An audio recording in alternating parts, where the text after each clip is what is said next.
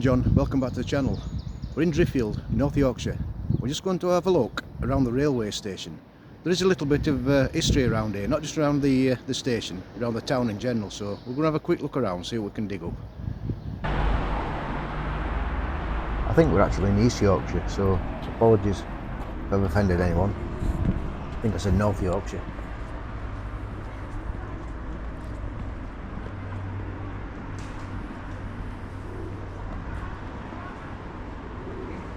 Lovely little station this.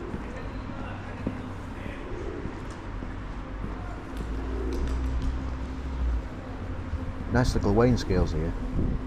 Back in the day, passengers' luggage used to be weighed and charged according to the poundage.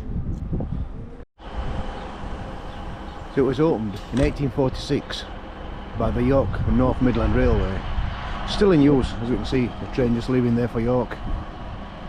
I think this is the remains of a water tower there.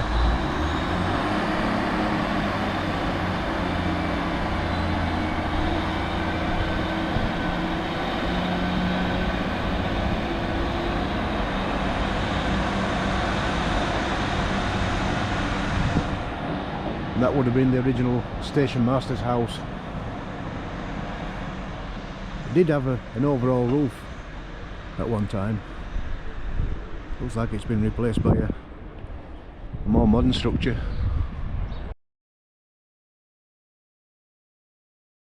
Driffield's always been a market town. It's been moving agricultural produce from this station since it was built. It still hosts a street market every Thursday.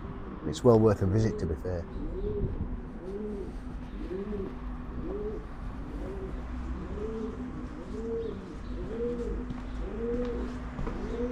Like I said, there is a little bit of history surrounding this town, so we'll have a walk around outside, see what we can find.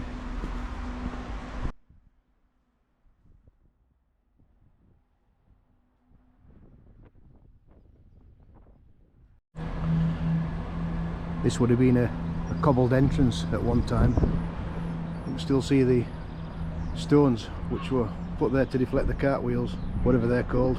There'll be a technical term for it, but I don't know it. The substantial hinges. There's some huge iron gates hung on these, no doubt. You see the bottom one there.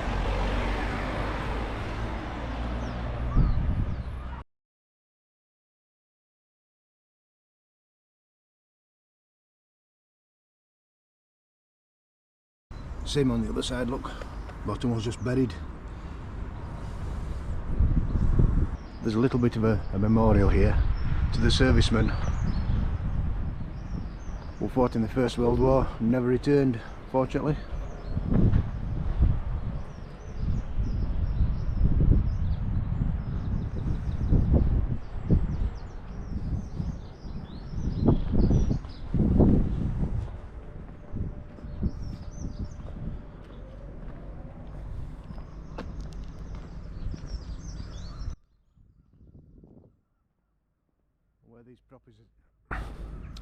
Where these properties are, just to our left, shown on the maps as a coal yard.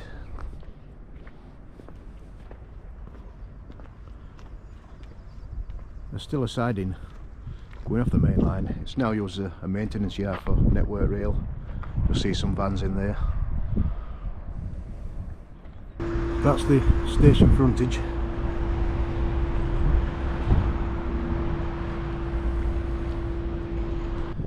The area we're looking at now, up until the 1980s, was still a busy goods yard. It's all been built on now. You can see these new builds.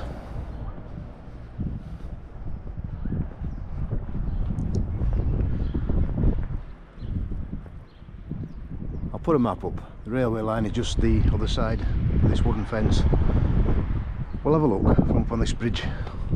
Might be able to see a little bit more.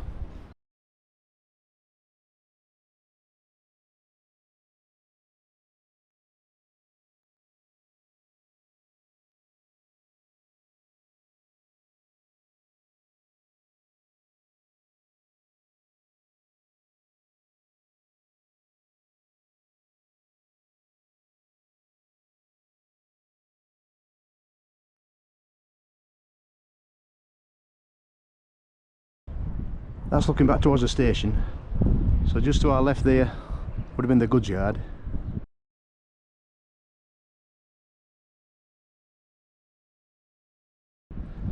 And to our right would have been the coal yard.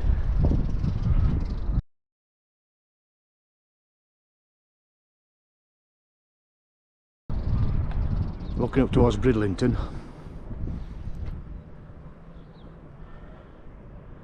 See another level crossing. We'll have a look at that. So this is the level crossing that we saw from the footbridge. The former crossing keeper's cottage, pretty elaborate, like many on this line. The signal box has been replaced by this porter cabin type building.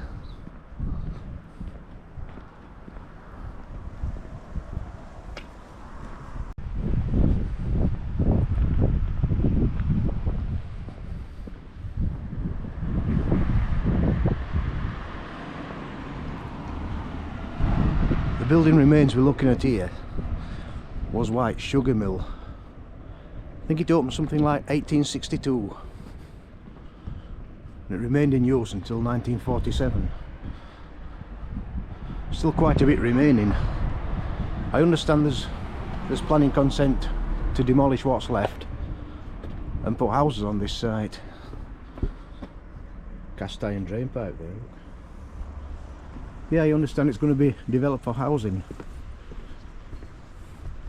but when, we're not quite sure. Seems to have been like this a number of years now.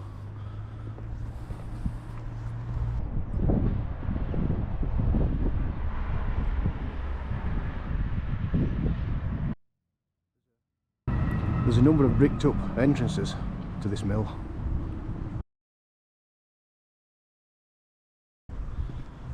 Look at this one here, we can still see the hinges which would have held the gates. There, look. Big cast iron gates in here, I guess, back in the day.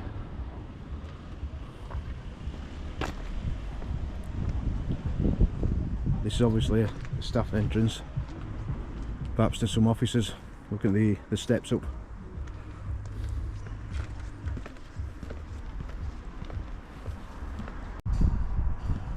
Remains of some wooden gates in there, look. It's rotting away. Bricked up arch there, look. Did have a rail connection. That's the railway. You just see the rails still in the ground.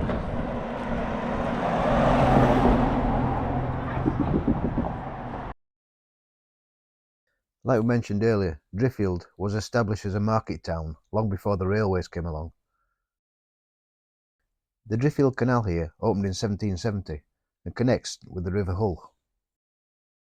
There's still a lot of canal-side buildings surviving. This canal finally closed the through route in 1951. So again, thanks for joining us on this short explore. Don't forget to like and subscribe, and we'll see you on the next one.